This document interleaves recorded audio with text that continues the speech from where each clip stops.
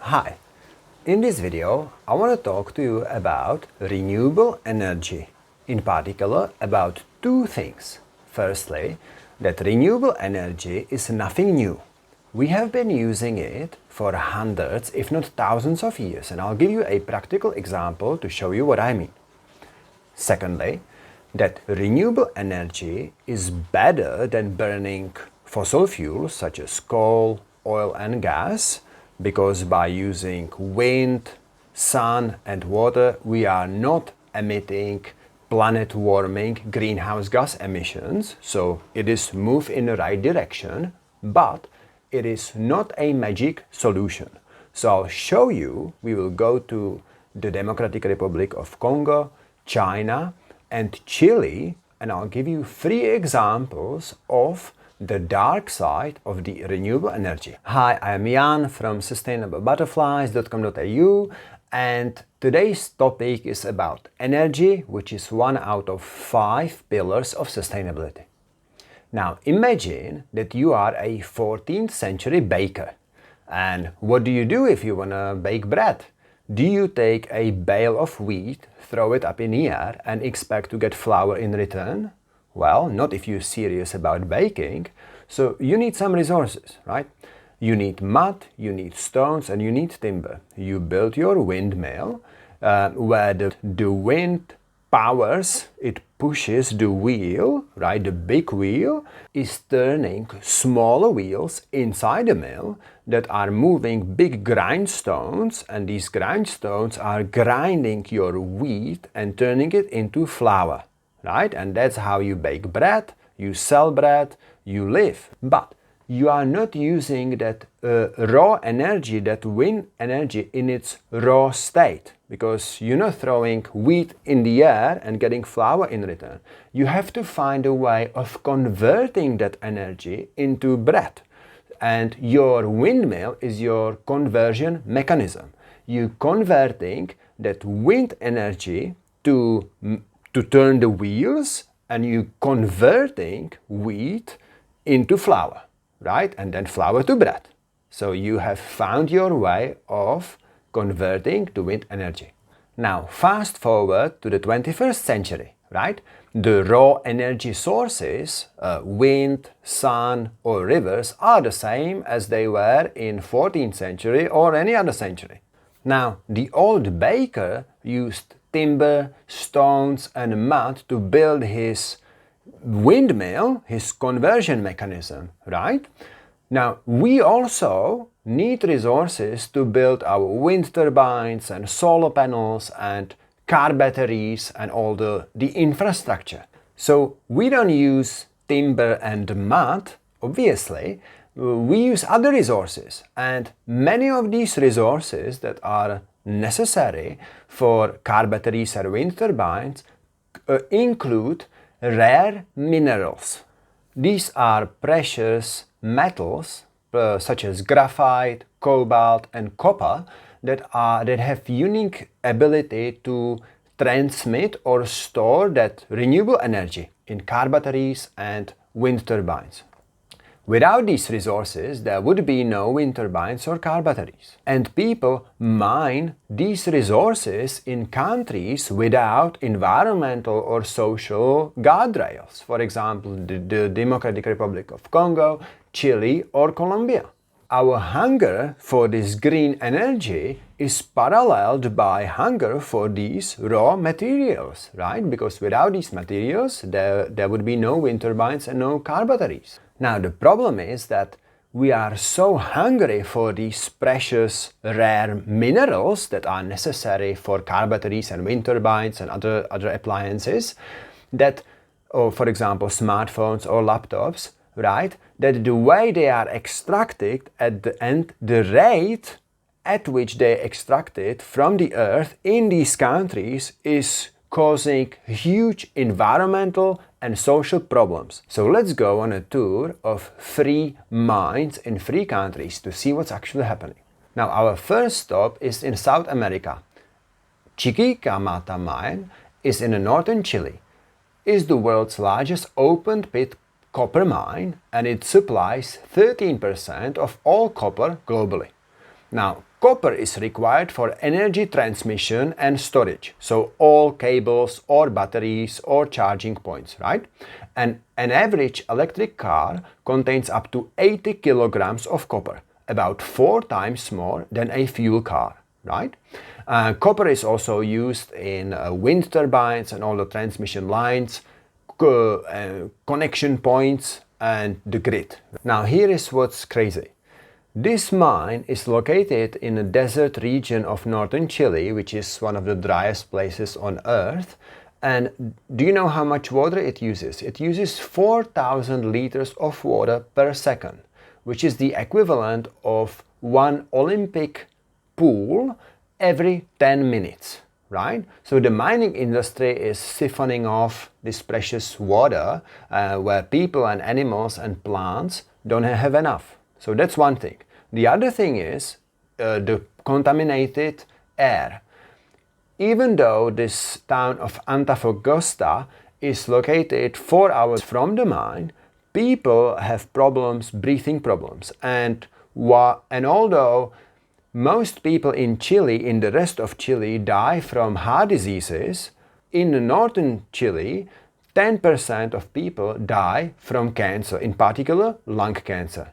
And you know what's the greatest irony? The water usage and the breathing problems, that's absolutely crazy, right? But the greatest irony is that this copper mine, which is fueling our green energy transition, is actually powered by coal power. Our next stop is in the north of China.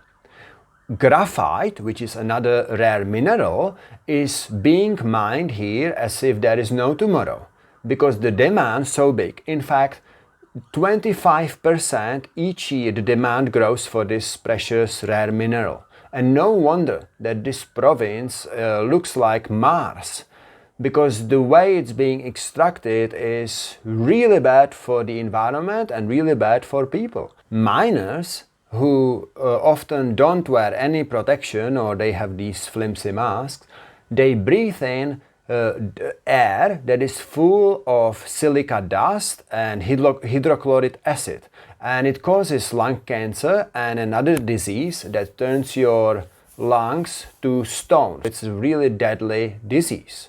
So that's miners. But then around the mine, farmers are being pushed out of their fields because the soil is no longer fertile, it's poisoned.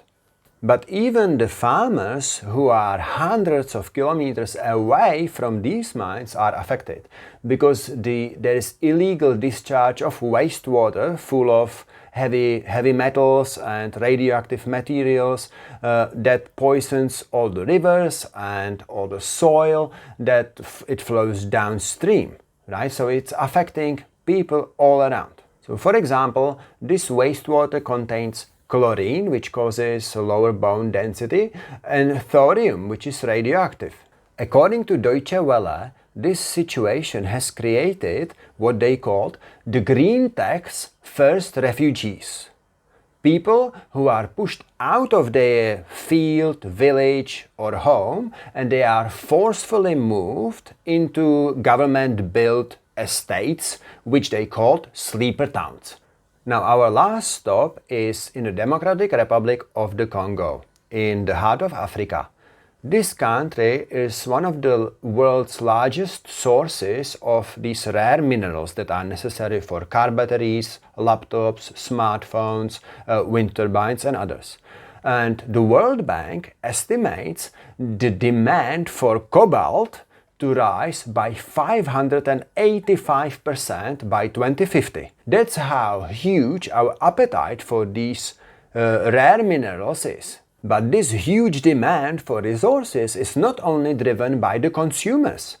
Governments often mandate the use of renewable energy or electric cars. For example, in Europe or in the UK, the government banned the sale of fuel and diesel cars from 2030 onwards. So how is cobalt actually mined in the Congo, right? Where 2/3 of this resource are located? Well, the miners often are children, and they earn about $3.50 per day. They often use hand tools, hand picks and shovels, and they mine the tunnels in these often artisanal small mines. Quite often they die because the tunnels collapse above them. But even if the miners work for a large industrial mine, not the hand-dug tunnels with the pick, even there they barely survive. Because they are laborers, there are no contracts or protection of any or formalization of any sort. But what options do they have? The habitat had been destroyed around them, the water is poisoned, the air is contaminated, so they are desperate and they work under the harsh conditions. So, in summary, I think overall that it's good that we're moving away after many decades of fence sitting. We're moving away from fossil fuels finally, and we are using renewable energy en masse. So I think that's important. But we shouldn't kid ourselves. This is not a magic solution. Yes, some resources, the heat, planet warming resources such as coal, gas and oil remain buried, which is awesome, but it means that the other resources that are finite too are being extracted at a rapid rate, and it's still reliant on finite resources. So let's not pretend this is all green and clean. This isn't a Garden of Eden. Okay, so what to do about it, right? So there has to be some solution. And I'm not saying that this is the solution, but I like these 5 pegs.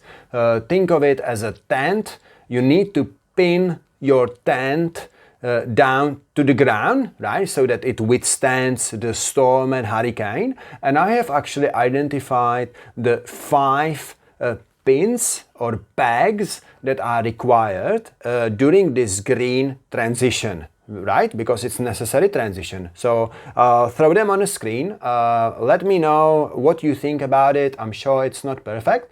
I'm not gonna read them out, all of them, but it's low consumption, mandatory repurpose of precious metals, mandatory buyback schemes, focus on repair and reuse along the lines of the circular economy, and of course keeping the fossil fuels in the ground. So yeah, let me know what you think about it. By the way, I have upcoming web class it's called Waste Terminator, so it's all about reducing waste, during which I'll be talking about circular economy. The places are filling up. It's free. There is a link in the description if you want to attend. I'm only gonna do 2 in March. Now my final point is this: out of these 5 bullets, these 5 bags that I have shown you, I'm convinced that the first one is the most important, and that is to lower consumption. But it's the most challenging one, because show me a politician, an industrialist or CEO who is going to advocate that agenda. Lower consumption, fewer resources, don't consume as much as you used to, that sort of thing, repurpose materials, right? I don't think that we are ready for that yet. But anyway, that remains to be seen. And if you got some value out of today's video, I'm really glad. That's awesome, and it's been awesome, and you have a great day. Bye.